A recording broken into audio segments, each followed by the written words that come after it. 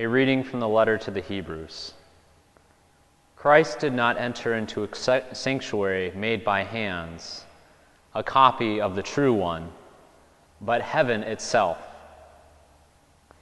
that he might now appear before God on our behalf. Not that he might offer himself repeatedly, as the high priest enters each year into the sanctuary with blood that is not his own.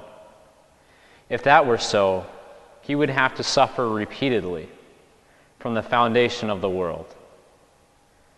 But now, once for all, he has appeared at the end of the ages to take away sin by his sacrifice.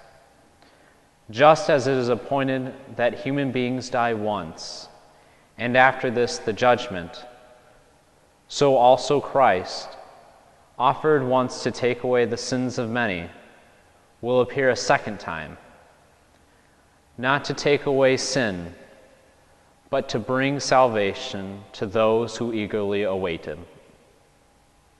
The word of the Lord. Thanks be to God. So growing up as a kid, my heroes were athletes. Randy Johnson, Stevie Y, Michael Jordan.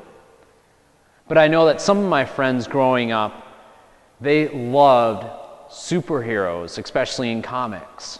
You know, Batman, Spider-Man, Green Lantern. But a friend of mine in school, his favorite superhero was Superman. And he loved him so much that he actually wore a Superman costume under his clothes at school, which is cute for a kindergartner, but we were sophomores in college, and hopefully his fiancée will convince him not to wear it on their wedding day. But the reason why I use Superman is because he's an icon for America. A man that saves the day, day after day, every time.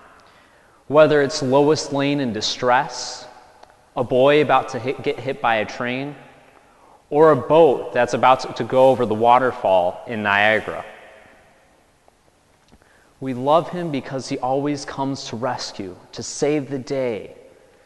Doesn't bend under the pressures of evil, and his moral fortitude never fades. He is the American hero.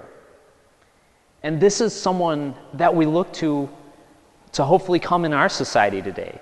And even in the church, we hope for this person that will save us day by day and will fight for us. But we forget that that person has already come. That person was Jesus Christ. Now, Christ's story wasn't that of Superman. Clark Kent came from outer space. Jesus came from heaven. Christ does not come and come again. He does not come like the priests of old, where they would go in the sanctuary year after year, offering up blood that was not theirs for the sins of others.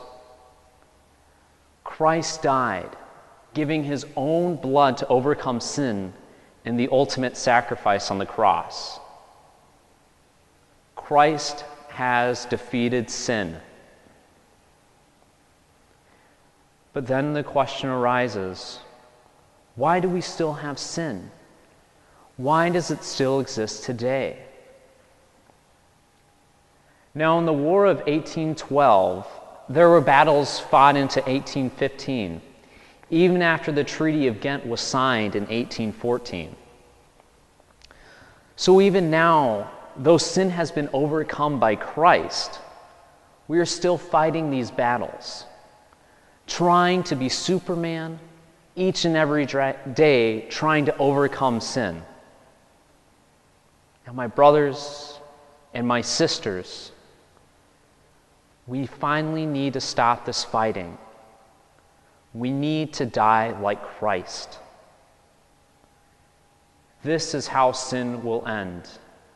It has already been overcome by Christ, but this is how it will end. It won't be easy, and it will take time. Perhaps even maybe our entire lives. But luckily, my admiration for athletes comes in handy right now.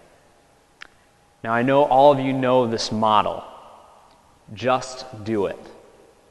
So let's just do it.